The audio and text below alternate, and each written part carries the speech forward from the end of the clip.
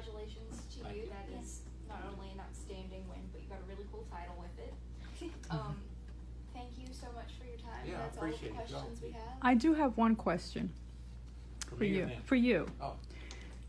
When you were sworn in and you were interviewed, I remember reading an article that Jennifer Marsh wrote up, and I love how you expressed how you had a lot of hopes for this community. One of the things that you mentioned was how you think that the young people in the community are really brilliant and you want to see them get more involved, maybe, take positions in committees and so forth.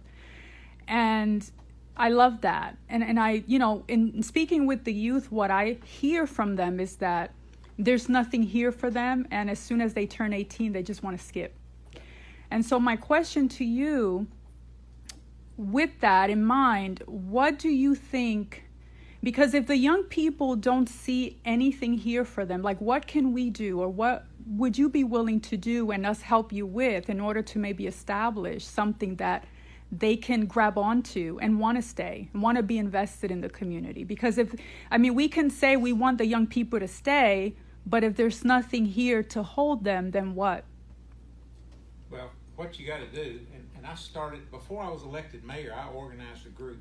It's called the Unity and Advancement Committee for Mercer County. Mm. At the first meeting, we had 75 people show up. Is that for young people or just anybody? For everybody. Okay. The purpose of me starting the group was, organizing the group was, I wanted to mix young folks and old folks together. Right. I want the old folks to be able to tell the young folks their experiences with Harrodsburg and Mercer County.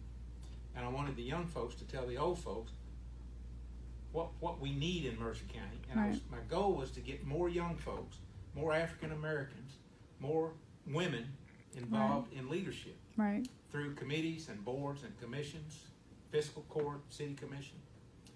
We got a bunch of old middle-aged and old, like me, white guys running everything in this county. Right. And if you keep putting the same people in power, you're going to get the same results. More of the same. So right. until you become more diverse Mm-hmm. and more and younger, and what we've got to do in Harrodsburg is we've got to let the young people tell us, what does it take to keep you here? Exactly. And the real answer to that question is opportunity. Right. When my son graduated from high school at Harrodsburg, he wanted to go to Transylvania College. And he went. And I said to him on the day he left, son, you get the best education you can get, and you try to make a life for you and your family whenever you have one, in a community that will give you the opportunity to grow and succeed. And he looked me right in the eye. This 18-year-old kid looks me right in the eye and says, well, Dad, that won't be here. Mm-hmm. And that broke my heart. Right. Right. Because I left for a while. I went to college in the UK, and I worked out of town most of my early career, and I was a computer programmer. Mm-hmm. That was what my major was. And the Mercer Bank called me, because they were friends of mine, and said, would you consider leaving Kentucky Central Life Insurance and coming to work for us to automate our checking accounts? And I said, sure. They offered me a little raise. Harrodsburg's my home. Right. Why not? Mm-hmm. I was at that bank when Laura and I married. It was 1975. Well, then I left that bank and came to this bank as a lender. And then within a year, they made me the CEO. Mm-hmm. And I left this bank, and we merged 8 banks together to create one, the first statewide bank. Mm-hmm. And they moved me to Lexington to build branches over there and grow the Lexington market. I left there and went to work for another Lexington bank for a while. And I left there and went to the trade association. I ran the trade association for 10 years. Then the governor asked me to be the banking commissioner. Mm-hmm. Poor little dumb Freeman from Harrodsburg is the state banking commissioner. And so when I left there, I left because I hate government.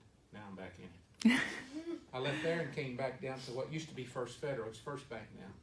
To take that over, they had gone public and they didn't make the changes they need to make. So, and then I retired from there in 2005 and did bank consulting in South Georgia and Northern Alabama for 5 years. Mm-hmm. Then I come home and our lumberyard closes and I open a paint store. I have a paint store now. A paint store, PPG.